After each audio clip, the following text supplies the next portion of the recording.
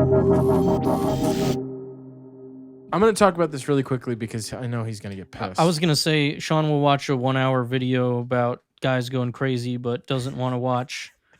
He doesn't want to watch what I recently watched last night, Bo Burnham's new comedy special, Inside.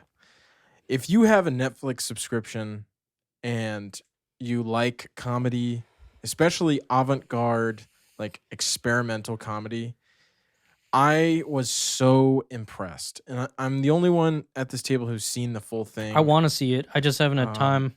I think Steve will report back hopefully next week and say you were right, or I'm gonna go watch it. Wrong. Not tonight, but I will watch it this week. The thing about it is, it's all shot indoors in like what feels like maybe a pool house or something. Like it felt like to me like he rented a house in the middle of nowhere and just like slept there and did it. Or it was his pool house. I don't know. Or it was his. I mean, he probably has that much money. But the songs are they are good songs and they're really funny.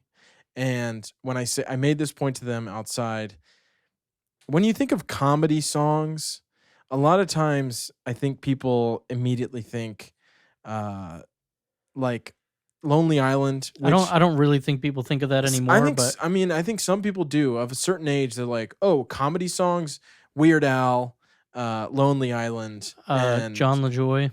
You know, yeah, like those are the most Hoy. popular, at least. Lil Dicky.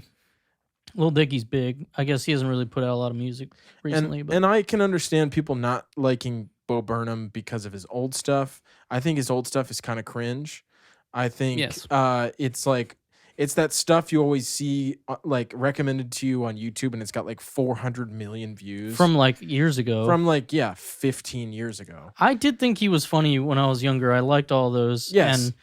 And I do feel like there's something to say about him writing those when he was also like our age. Yeah, you know, he's not. He turned 30 while he was making this. And that's a point that he makes in it. Can I say something about also his age? Yeah, for sure. How did you feel about his, like, do you feel like he's in a relationship after watching that? Probably not. He's been dating a woman for 8 years. Okay. What is she, like 20? No. What are you about to say? She is 43. Okay. I don't want to get into who he's dating because I don't care about that. For 8 years, he was 22 and she was 35. Yeah, man. so I understand that, but I know situations that are worse, and I was surprised by something recently about. Yeah, I mean, unfortunately, comedians are fucked up in the head, and I think that I'm not that surprised. Who's the guy that played Aaron Taylor Johnson, who is like Kick-Ass, and he was Quicksilver in Age of Ultron? His wife is like. He's 30 and she's 54. Yeah, but that's something that Danielle brought up too. I mean, that's I'm just saying, like, I don't appreciate it. I think it's not our shtick, but Danielle was like, he didn't mention her at all, and it almost seems like he's not dating anyone throughout the whole thing, and he's had a girlfriend for 8 years. Yeah, I don't know. Maybe he's just trying to keep those things separate. I don't know. I don't know. Maybe I'm not going to watch it. Keep her shrouded from the world. I get that. I mean, like if he doesn't want it to be displayed. Well, he's going to display it to the whole world.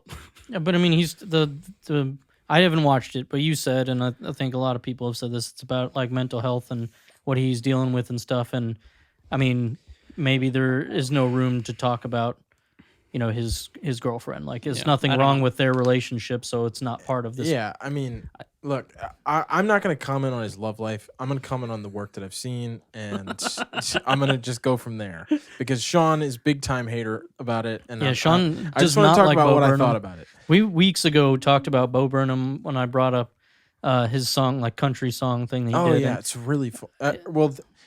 When I think of Bo Burnham country, I think of Parks and Rec. Yeah, that's not what I was thinking of, but still, we talked about, and Sean was like, "Fuck that guy." So yeah, I don't like. Look, him. I think don't think he's funny. In summarization, where is this button? As somebody who's wanted to create the summarization in finality, it is a handful of really well written songs that are like at some points laugh out loud funny, and you can tell he put like an absurd amount of effort into this special, and it's super experimental. Like, I just I was so impressed. Like right from the get go, I was like, shit, this is gonna be really good. How long is it? I think It's like an hour. I think it's about an hour, maybe a little over an hour. And there are parts that drag. I think at some point I felt like, oh, this is a little bit long, but there's just so many beats that are just like fantastic. And Yeah. I won't deny he's a musically inclined. He's very and musically inclined. I He's know talented. that. I'm just saying, like, I don't think he's funny though. I think the views that you have about certain things in our society align with the things that he feels. And there are things that he says that are so profound and so insightful about like the horribly capitalistic ways that our country has been formed, that are just like, yes, I completely agree. Like our society is so fucked. Yeah, I mean, I'm sure he's correct about most of the things he says. I don't know, man. I don't really want to hear it in song form. It's not all in song I form. don't really want to hear. I don't like his style of comedy. I feel like it's very like when he's like, I heard Daniel was watching it behind me, and he's like, "Will you please shut the fuck up? Please shut the fuck up.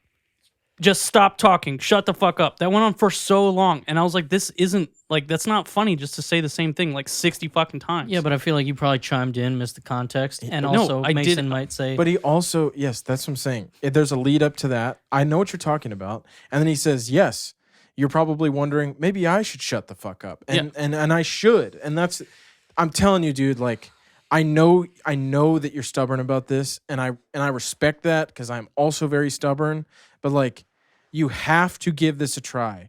If I saw a TikTok about it and I was like, man, I really liked that few seconds of that TikTok. I was like, oh, fucking fine, I'll watch it. Like, I'm not a big Bo Burnham fan. I don't really like his old stand-up. I think it's a little too cheeky and like, you know, he's super full of himself. But in this special, he talks about being full of himself and being like upset about his old shit.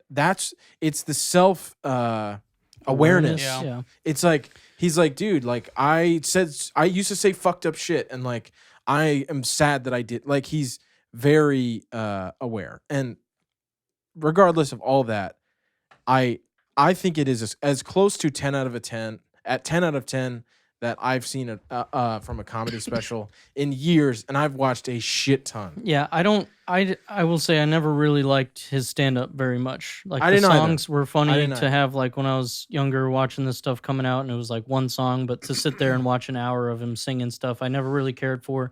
But I that's why I want to give it a shot because I know he can be funny and you know maybe it's not my style, but I think it's kind of hype right now and I'm going to ride the waves. Sean, I know you made up your mind about him probably 10 years ago and he'll never change, but I think you should give it a shot too. I truly believe that this special is I said this to Maddie, his magnum opus. Like this, I cannot see him topping this. That is how good it is. And I will say This is his Pet Sounds. This is his I don't know what that is. Pet Sounds is like the Beach Boys' best album. Like I don't like them. that album changed music in the 60s. true. That was the Beach Boys, aka Brian Wilson's magnum opus. It was like the Beatles heard it and they were like, yo. They were like, we need to write a record better than We need this. to sound like we're and on they the beach went too. and wrote fucking what's that fucking album?